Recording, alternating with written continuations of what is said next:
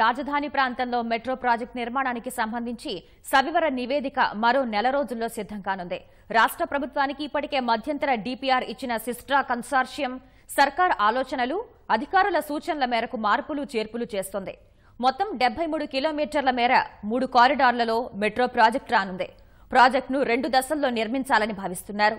మొదటి దశలో విజయవాడ నగరంలో, ఆ తర్వాత రాజధాని ప్రాంతానికి అనుసంధానించేలా ప్రణాళిక సిద్ధమవుతోందని అధికారులు చెబుతున్నారు.